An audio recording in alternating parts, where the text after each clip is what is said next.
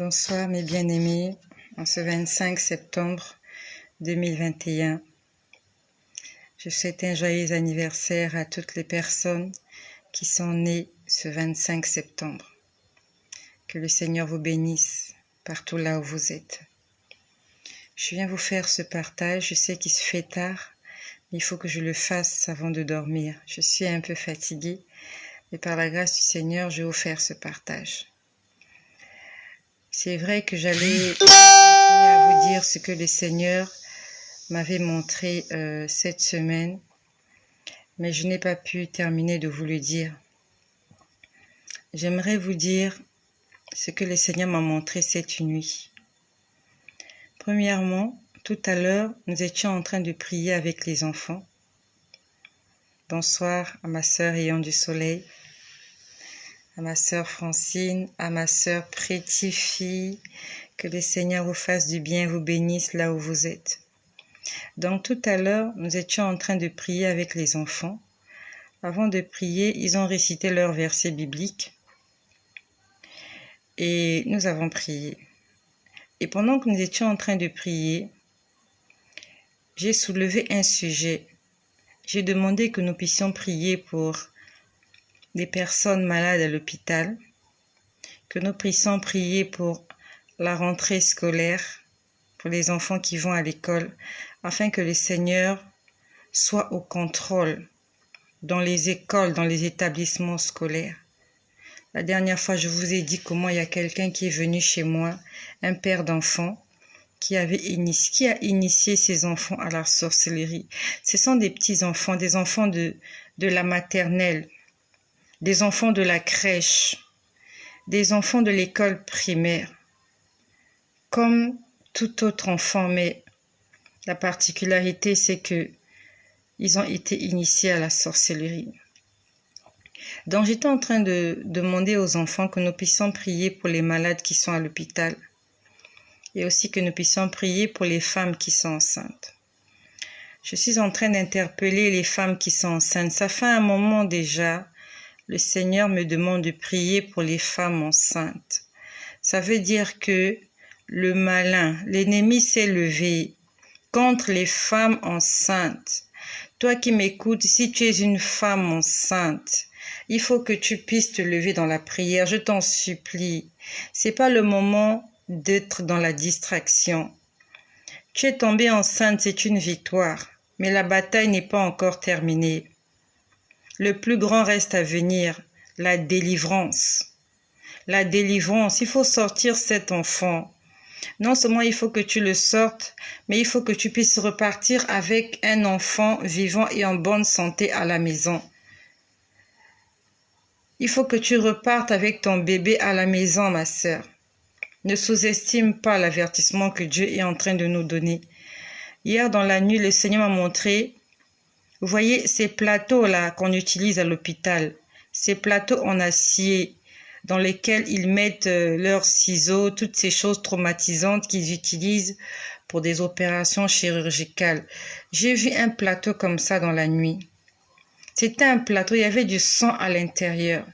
Et à côté du plateau, il y avait un fœtus. C'était un enfant qui n'avait pas fini de se développer. Quand je dis qu'il n'avait pas fini de se développer, il n'était pas encore bien formé. Donc, ça pouvait être une grossesse peut-être de 3 ou 4 mois. Je pouvais voir qu'il y avait déjà la forme de l'enfant, mais son visage n'était pas encore bien formé. Donc, je suis en train d'interpeller mes sœurs. Même si tu n'es pas une sœur, tu es un homme. Je veux que tu puisses prier pour ta femme qui est enceinte. Et même si ta femme n'est pas enceinte, prie pour tes sœurs, prie pour tes voisines, prie pour les sœurs de l'église qui attendent des enfants. Le Seigneur est en train de me demander de beaucoup prier pour les femmes enceintes. Ça veut dire que l'ennemi s'est levé contre notre progéniture. Le diable ne veut pas que nous puissions nous multiplier. Le Seigneur, quand il a créé l'homme et la terre, l'homme et la femme, il a dit « Multipliez-vous, assujettissez la terre ». Donc, dans le plan de Dieu, il veut que les couples soient féconds. Le Seigneur veut que nous puissions avoir beaucoup d'enfants. Mais aujourd'hui, les hommes ont pris la décision de ne plus mettre au monde parce que il y a des scientifiques, il y a des experts qui ont dit qu'il y a trop de gens sur Terre, il n'y a pas assez de nourriture. Dieu qui a créé le monde, il a mis toutes les ressources naturelles pour pouvoir nourrir les gens. Alors qu'ils sont en train de dire qu'il n'y a pas assez à manger pour les gens, entre-temps, il y a des gens qui jettent la nourriture à la poubelle. Il y a du gaspillage qui se fait. Aujourd'hui, les scientifiques, là, ceux de la démographie, ils sont en train de dire qu'il y a trop de gens sur Terre, voilà, il faut ralentir l'évolution, il faut ralentir les naissances, parce qu'il n'y a pas assez à manger pour tout le monde. Mais ils oublient qu'il y a des gens qui jettent à manger à la poubelle. Ils se servent pour 5. Tu es seul, mais tu te sers pour 5. Et tu n'arrives pas à finir cette nourriture, tu jettes à la poubelle et les gens disent qu'il n'y a pas assez à manger pour les gens. Au lieu que tu puisses te servir pour 5, sers-toi pour toi-même. Ou bien, si tu as trop à manger chez toi, invite les voisins. Va voir ceux qui n'ont pas à manger. Si tu as fini de manger, tu prends les restes, va le donner à un mendiant quelque part qui en a besoin. Ne jette pas à la poubelle. Même les chiens trouvent à manger, mais les êtres humains manquent de nourriture.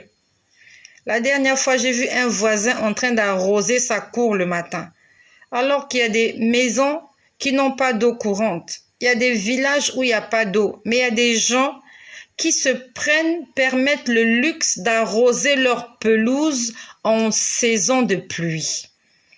C'est la saison des pluies. Il est en train d'arroser sa pelouse. Il prend 1 heure pour arroser sa pelouse. Alors qu'il y a des gens qui ont besoin d'eau. Ça s'appelle de l'égoïsme. Donc le Seigneur est en train de nous demander de prier pour les femmes enceintes. Toi qui es enceinte, tu attends un enfant. Même si tu n'es pas encore sûr que tu es enceinte, mais si tu as prié et que tu attends que Dieu puisse exaucer tes prières, s'il te plaît ma sœur, mets-toi dans la prière. N'attends pas le pire pour commencer à dire « Dieu n'a pas fait, Dieu m'a oublié ». Non, ça se passe maintenant et ça se passe ici. Quand Dieu nous interpelle, c'est le moment de se lever. Quand le réveil sonne, c'est le moment de se réveiller et de faire ce que nous devons faire. C'est le moment. Ne reporte pas à demain ce que tu peux faire aujourd'hui. Quand le Seigneur t'interpelle, c'est le moment par excellence de te lever et de prier. Donc j'ai vu un fœtus dans ces espèces de plateaux-là qu'on utilise dans les hôpitaux. Ces plateaux en acier là, j'ai vu un fœtus comme ça. Donc tout à l'heure, pendant que j'étais en train de prier avec les enfants, j'étais en train de prier pour les femmes enceintes. J'étais en train de prier pour les malades à l'hôpital. Quand j'étais en train de prier aussi, on a aussi prié pour les enfants à l'école, pour que le Seigneur puisse prendre le contrôle des établissements scolaires. Pendant qu'on était en train de prier, je pouvais voir une image. J'ai vu la rue, alors qu'on priait dans la chambre. C'est comme si le Seigneur me transporte dans la rue. Je vois dans la rue, alors qu'il fait nuit, les lampes sont éteintes. À la limite, il n'y avait que les lampadaires qui sont allumés dans les avenues ou dans les ruelles qui étaient allumés. Je suis en train de voir un cortège de gens en train de passer. Ce ne sont pas des gens physiques, ce sont des gens spirituels. Dieu, quand il vient se révéler à toi, il te montre les choses qui sont cachées. Donc les choses qui sont spirituelles, les choses que l'œil humain ne peut pas voir. Donc je vois un cortège en train de se déplacer. C'était un cortège d'esprits impurs. Ils étaient en train de transporter une statuette. C'était une statuette d'une femme. Et cette femme-là, elle est comme ça. Tu connais cette femme-là. J'ai pas envie de prononcer son nom. Il y a une église là dehors où ils adorent cette femme-là. Ils appellent cette femme-là la mère de Dieu. Elle est comme ça. Souvent, elle est comme ça. Elle a les mains levées. C'est comme si elle était en train de prier. Souvent, elle est comme ça. La plupart du temps, elle est comme ça. Avec un beau sourire, avec une tête un peu penchée comme ça. Voilà, on lui a donné un beau visage. Généralement, elle est très belle. Elle a la peau blanche. Donc, je suis en train de voir comment des esprits impurs sont en train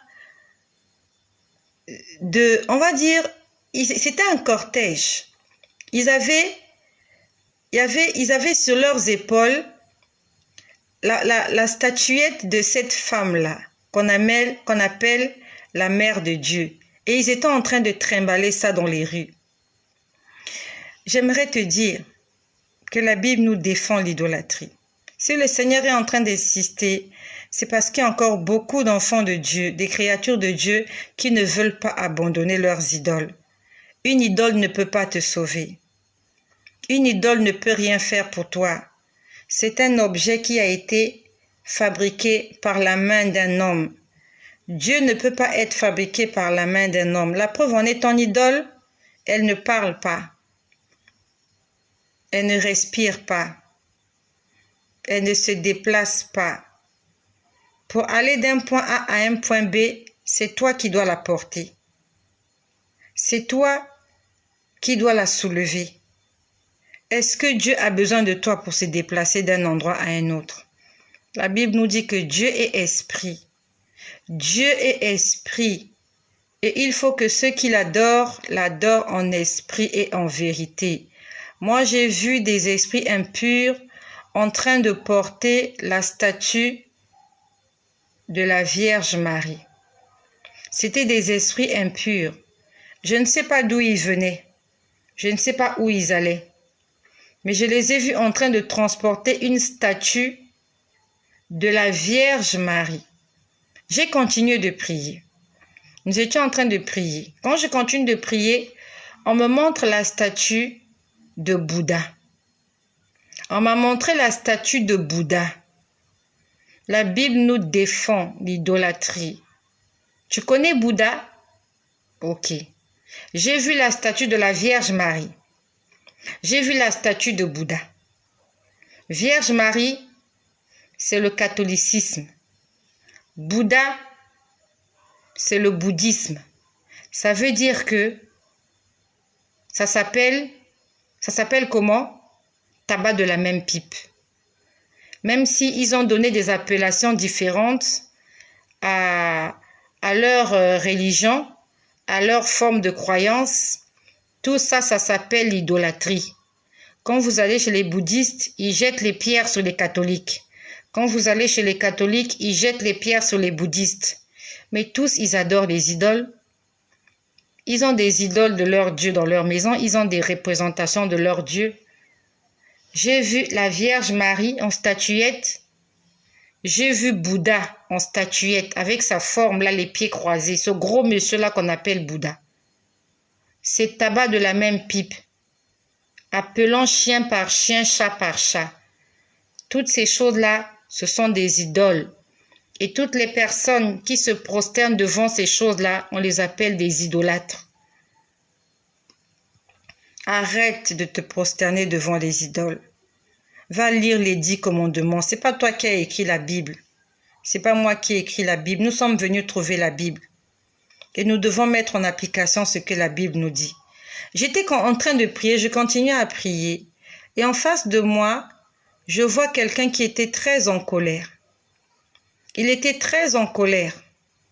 Il avait porté une capuche noire. Je pouvais voir juste son visage.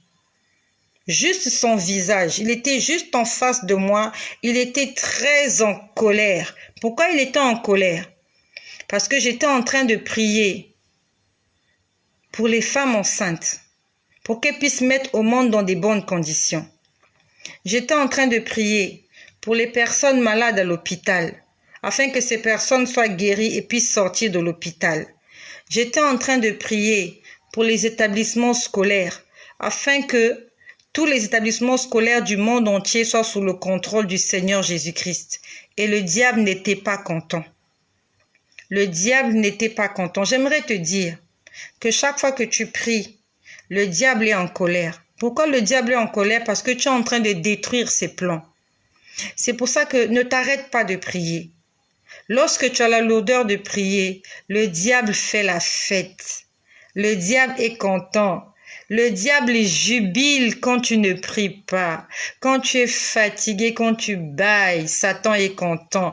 Quand tu passes des heures avant de dormir sur les réseaux sociaux et que tu t'endors sur ton téléphone, Satan est content.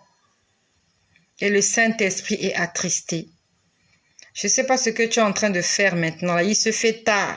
Est-ce que tu as déjà prié? N'attends pas d'avoir sommeil pour prier. Sinon, tu vas dormir sans prier.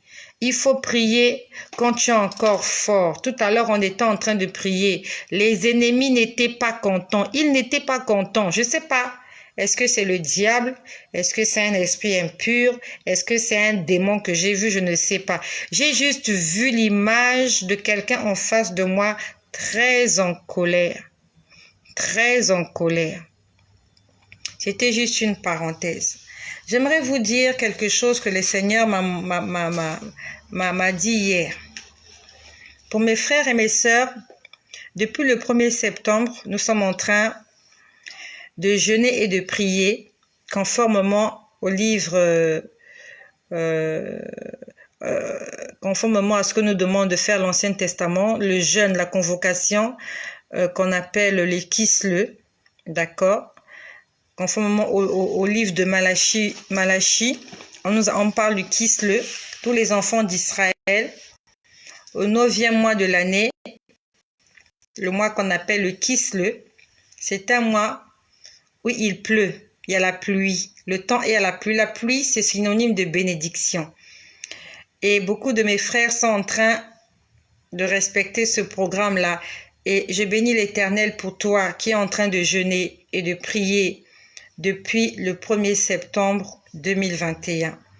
Nous sommes aujourd'hui le 25 et il nous reste juste quelques jours avant de clore ce programme-là. Donc hier, pendant que j'étais en train de prier dans l'après-midi, le Seigneur m'a montré une image.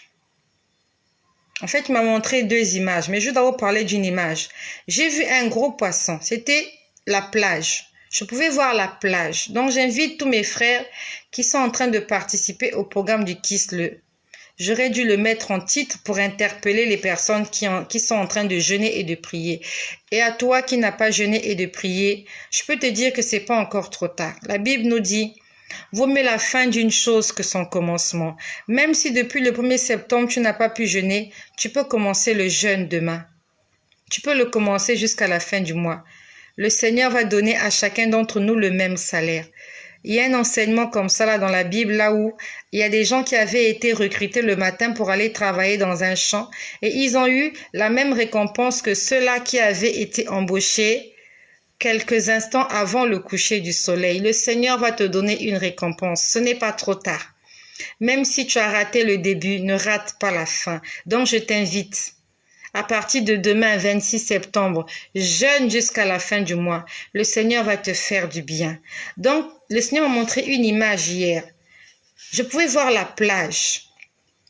Et au bord de la plage, j'ai vu un poisson. Il y avait un poisson qui s'était retrouvé au bord de la plage. Et quand je vois ce poisson, on avait coupé la tête de ce poisson. En tout cas, la coupure était parfaite.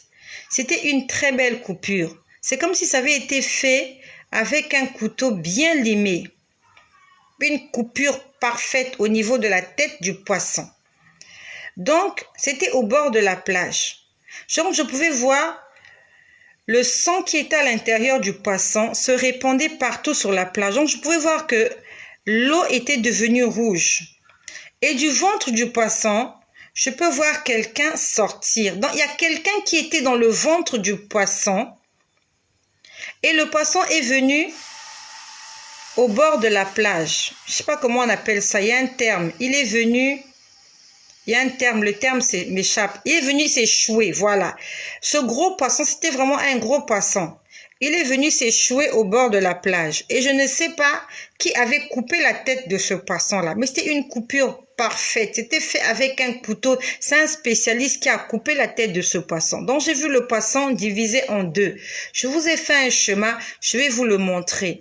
Et je peux voir que du ventre du poisson, à l'intérieur, il y avait du sang, il y avait tout ce qu'on peut trouver dans le ventre du poisson. Et je vois quelqu'un qui sort du ventre du poisson. Il était debout en train de marcher.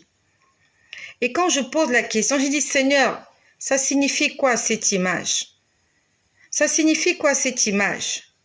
Le Seigneur m'a dit audiblement. Il me l'a dit audiblement. Quand je dis audiblement, j'entends avec mes oreilles, pas mes oreilles spirituelles. Il parle pas dans mon cœur. Il parle pas dans ma tête, mais je peux l'entendre avec mes oreilles. J'ai entendu, c'est le Kislev. Il m'a dit, c'est le Kislev.